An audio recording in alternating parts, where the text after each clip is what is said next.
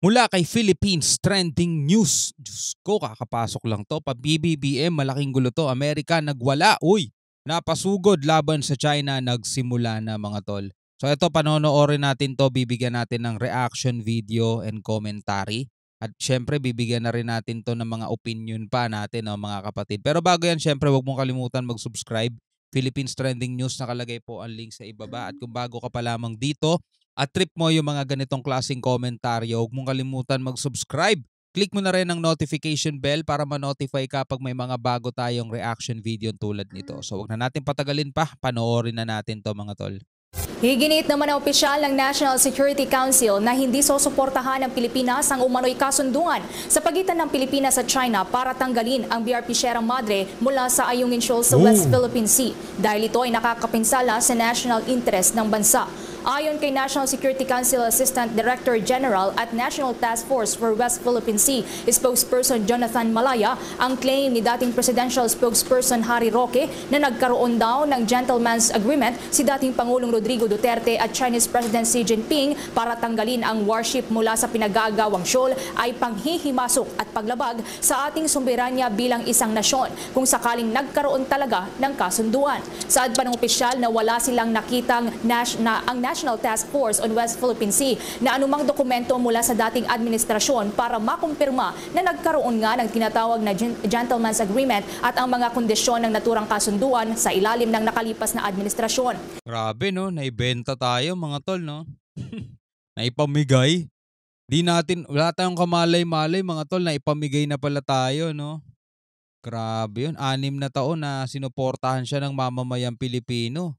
Talagang minahal siya. Taas nga nung ratings niya nung yung pagbaba niya mga tol. Ang taas pa rin nung ratings niya. Ganun siya minahal ng mga Pilipino mga tol eh. O ngayon nakita ng mga Pilipino, grabe, ito pala yung minahal natin dati. No? Ito yung minahal natin dati. Akala natin totoo pagmamahal sa atin, ibenta pala tayo sa China. 'Di ba? Tapos biglang nagsisisigaw sa Davao, hiwalay daw ang Mindanao. Kaso hindi naman pinansin at ang daming mga taga Mindanao din mga tol ang hindi sumuporta sa kanya. Oh. Ayun, hindi na ipinush. Silang dalawa ni Alvarez ang nun eh. Ang may gusto nun eh mga tol eh. O yun. Hindi na suportahan mga tol. Hindi din anya nakagapos ang Marcos Jr. administration sa ganoong kasunduan dahil nakakasira ito sa pambansang interes. Sakali man din anya na mayroon ngang kasunduan, unang ngang sinabi ni Pangulong Ferdinand Marcos Jr. na kanya na itong binabawi. Matatandaan kahapon nang isiwalat ni dating presidential spokesperson Harry Roque na nagkaroon umano ng gentleman's agreement sina Duterte at Xi na natanggalin ang BRP Sierra Madre mula sa Ayungin Shoal para mapabuti pa ang bilateral relations ng dalawang bansa sa gitna yan na magkasalungat na territorial claims sa pinagtatalunang karagatan. Well, hindi naman daw tanggalin, sabing ganon mga kapatid, no? Hindi naman daw tanggalin yung naging kasunduan. Kung baga, hindi lang maghahatid ng mga building materials o repair materials, which is kasing kahulugan lang din yun mga tol. Slowly but surely, mawawala ang BRP Sierra Madre kapag ganon nga ang ginawa mga kapatid, no? So parang ganun din yun eh. Sa pagkakataong ito ay kumuha tayo ng balita mula sa ating mga kasamahan sapagkat itong si Senate President Mig Zubiri umapila sa International Parliamentarian Union na maging facilitators of peace sa gitna yan ng sigulot sa mundo maging dyan sa may bahagi ng West Philippine Sea. Maganda yan. Umapila si Senate President Juan Miguel Mig Zubiri sa mga kapwa-miyembro ng International Parliamentarian Union na maging facilitators of peace sa gitna ng lahat ng digmaan at sigalot na nangyayari ngayon sa iba't ibang bahagi ng mundo. Maganda yan ha. Good job yan para kay Mig Zubiri, kay Senator Zubiri. Kasi talagang ayaw natin mga tol ng gera. Malinaw naman sa atin yan eh. If ever lang talaga magkakaroon, willing naman tayong pumalag at lalaban naman talaga tayo mga tol. Siyempre, ayaw mo naman sakupin ka ng bansa, di ba? Pero kung wala pa namang nangyayaring ganun di pwede pa nating iwasan, di ba? Iba yung sinasabi kasi ng mga pro-China mga kapatid eh. Masyado nilang sinisindak yung mga Pilipino na ganito mangyayari, ganyan na mangyayari. Administrasyon natin, dinadala tayo sa gera. Mga ganun mga tol. Kasi nga binabagsak nga kasi nila yung gobyerno. Yun naman talagang main agenda nila. Ibagsak yung gobyerno, ibagsak si PBBM para ipapalit nila si Sara. Yun ang gusto nilang mangyari. 'Di ba? O si Alvarez nga, 'di ba, garapalan na nagsabi, ibigay mo na kay Sara posisyon. Maging sa West Philippine Sea, si Zubiri kasama sina Senators Nancy Binay, Pia Cayetano, Lito Lapid at Senate Minority Leader Coco Pimentel ay nagtungo sa Geneva, Switzerland bilang kinatawan ng delegasyon sa Senado para sa ika-100 at 48 na Interparliamentary Union Assembly. Sa mensahe ni Zubiri tungkol sa kapayapaan at pundasyon ng pagkakaisa ng Interparliamentary Union, umapila siya sa Interparliamentary Union members na manindigan kasama ang Pilipinas sa pagsusulong ng freedom of navigation at pagtalima sa international law sa West Philippine Sea. Naniniwalang liderato ng Senado ng pagkakaroon ng dialogo at pag-uunawaan sa pagitan ng mga magkakaibang politikal at ideological ay posibleng mangyari. Kaya naman hinihimok ni Zubiri ang mga Interparliamentary Union members na gamitin ang magandang ugnayan na nagbubuklod para mapaigting ang parehong layunin at pangarap na kung saan ang lahat ng mga tao ay mamuhay na mapayapa sa mundo. Iginit pa ng Senate President na sa kabila ng mga tensyon sa West Philippine Sea ay nananatili ang Pilipinas sa pagtalima sa International Rules-Based Order, pagsiguro ng freedom of navigation at pagtitimpi sa mga ginagawang pangaharas ng China sa bansa. Narito pakinggan natin ang bahagi na payag ni Senate President Juan Miguel Mig Zubiri. Our theme on peace echoes the ideals of the foundations of the IPU. Today, as the world is buffeted by conflicts such as the recent shooting attack in Crocus City Hall in Russia, which resulted in the loss of innocent lives, and to which the Philippine government and our delegation here, the IPU, extend our deepest condolences to the bereaved families. The search for peace remains an urgent task, an elusive dream. The raging strife that dots the world underscore the mission that we parliamentarians should pursue on behalf of mankind, and that is to mount a campaign to pause war, to stop the bloodshed and end the suffering of innocent civilians whose lives have been disrupted but whose hopes for peace have not been dashed by war. Sa tumitinding pambubuli Ganda-ganda ng sinasabi ni pangalan nito, Juan Manuel Zubiri. Mga kapatid, tignan nyo na lang kung anong nangyayari sa mga lugar na nagkakaroon ngayon ng mga kaguluhan, gera, 'di ba? Mapapanood niyo 'yan sa mga social media platform. Hindi talaga maganda. Tingnan niyo yung mga musmus doon, 'di ba? Nakakaawa sila, mga tol. Ayaw natin mangyari 'yon sa mga anak natin, mga apo, 'di ba? Mga musmus na bata, 'di ba? Ayaw natin mangyari 'yon, mga kapatid, dito sa Pilipinas. Ayaw din mangyari 'yon ng administrasyon at wala silang dahilan para gawin 'yon, mga tol.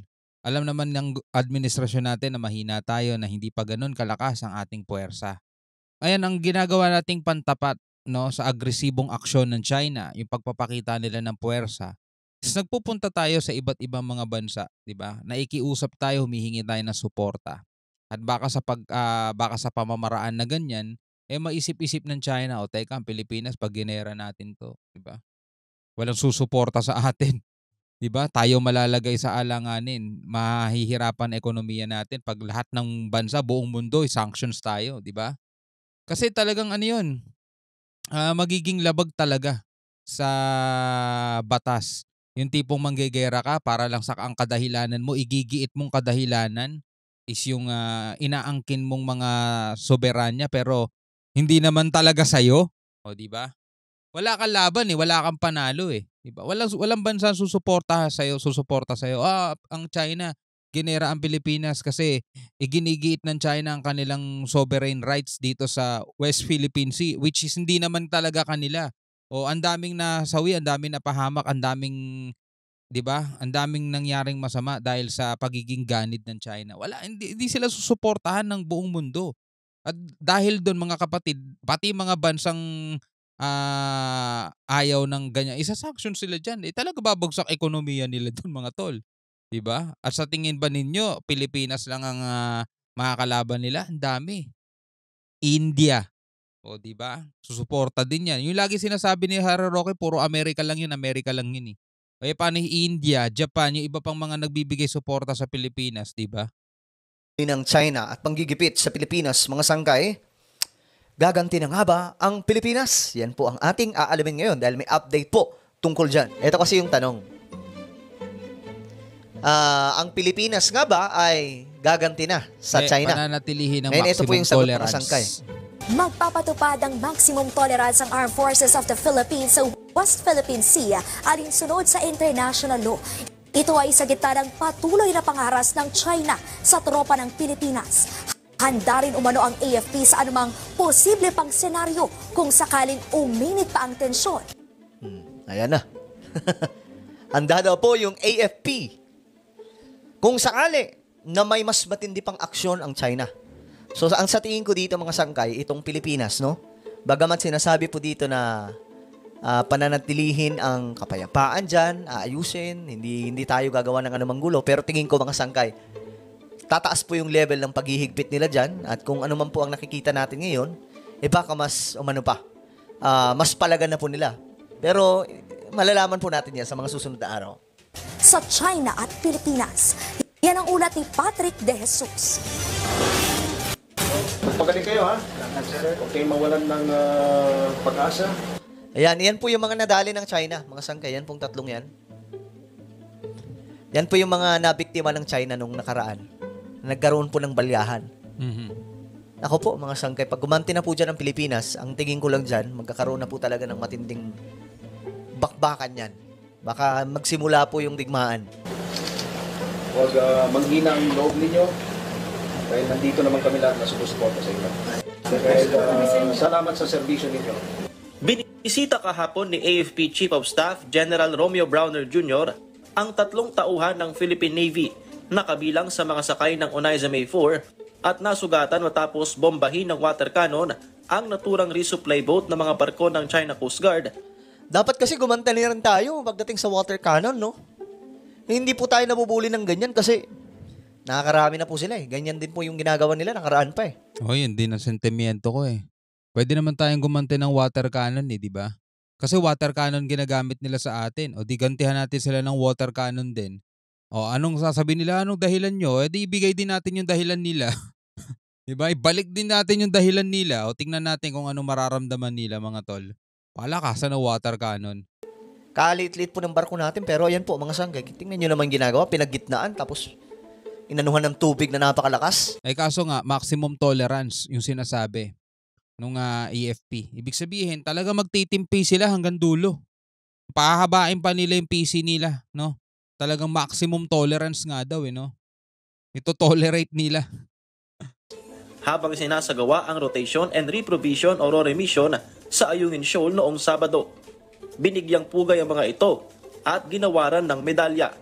Nakabalot pa rin ng benda ang mga tinahing sugat sa bahagi ng mata at ulo na kanilang natamo at patuloy silang nagpapagaling sa AFP Western Command Hospital. Grabe. Mga talsik ng ano yan bubog. Diba kasi pag bomba ng water cannon, sa bintana, syempre, basag yun. Talsikan sa kanila, mga tol. May mga debris na tumama sa kanila. Syempre, may mga yero din doon, mga tol. Yung mga peraso ng mga kahoy. Kasi nasira yung dingding diba? Kahoy lang yun. Kaya kung ikaw nasa loob nun, talagang mapapatawag ka rin sa langit, mga tol Nagwawagay-way na nga sila ng puting tela, di ba? Ibig sabihin nun, enough na, tama na. O, di ba? Pinakita ng China yun. Sa China mismo nang galing yun. O, pinapalabas sila. Wala naman pala tong Pilipinas Suko naman pala to O, tas gusto nyo pang lubaban sa amin. Suko naman pala kayo. Water cannon pa lang yan. Yun ang gusto nilang i-bring up na imahe. Na ang Pilipinas, eto, wala naman palang palag. Water cannon pa lang yan wala naman palang palag. Hindi lang nila alam mga tol, ayaw lang sila patulan. Ayaw lang sila patulan. Sabi no, isipin nyo, ginawa na po yan ng China sa atin. Talagang hinahamon na po tayo ng China. Yan po, mga sangkay, kitang-kita nyo naman kung ano nangyari sa mga tropa natin na bahagi po ng pwersa ng Pilipinas. Kumbaga, ito ay seryosong bagay na itong ginagawa ng China ay hindi na po mabuti tingnan.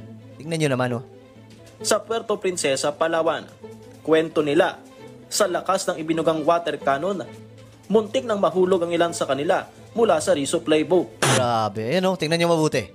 Ayan yan po yung video mismo. Grabe. Alam mo, bagyo Sa video nakuha sa loob ng Onaiza May 4, tila wala nang magawa ang mga sundalo sa lakas ng water cannon na maladelubyo ang pagtama. Bakit kasi yan yung barko na ginagamit, no? Maliit na, puro kahoy pa. Ang reason dyan ng AFP, para para less provocative. Kasi nga ang lagi sila sabi sa atin ng China ay sa nagprovokasyon pinoprovoke daw natin sila. O, di ba? Kaya etong barkong to ang ginagamit natin. Di ba? Actually, pwede naman daw talaga tayong gumamit ng Navy ship. Yun ang gagamitin natin. O ay mas malalaking barko ng Coast Guard, mga tol. 'Di ba? Pero ewan ko anong nasa isip nila. Yun daw talaga eh. 'Di ba? Pero yun nga mga kapatid, putulin na muna natin to rito. At panoorin nyo na lang to kay Sangkay Jan dyan. No? Yung ginagawa ng Pilipinas mga tol, hindi naman yan pagpapakita ng karuwagan. 'Di ba? Kahit mga tol sa ordinaryong away kalsada, yung pag-atras mo at pag-iwas sa gulo ay hindi yan tanda ng karuwagan. Nag-iisip ka lang ng matino kasi gusto mong umuwi ka pa ng payapa sa pamilya mo. At yun din naman ang ginagawa ng gobyerno natin ngayon. Hindi naman karuwagan mga tol. No? Ang gusto lang nila, ayaw na nating may mangyari pang masama pa sa mga pamilya natin, sa atin mismo. No? Kasi binabangon natin ekonomiya ng bansa eh. Ang ginagawa natin, pinapakita natin to sa buong mundo. Hindi lang natin to sinasarili. No? Pinapakita talaga natin sa buong mundo kung anong ginagawa ng China. Wala naman talaga silang basehan eh sa ipinaglalaban nila. Kaya nagiging kahiya-hiya lang sila sa buong mundo mga tol. At yun naman din yung nakikita akong agenda natin. Ipahiya sila sa buong mundo. At kapag ang buong mundo kinundinan na sila, baka sakasakaling umatras sila nang walang nangyayaring kaguluhan, walang nangyayaring gera. Well anyway, ikaw bilang isang Pilipino, ano masasabi mo rito? Comment ka na lang sa ibaba. Hanggang sa muli, ako nga pala si Shobal D. Peace out!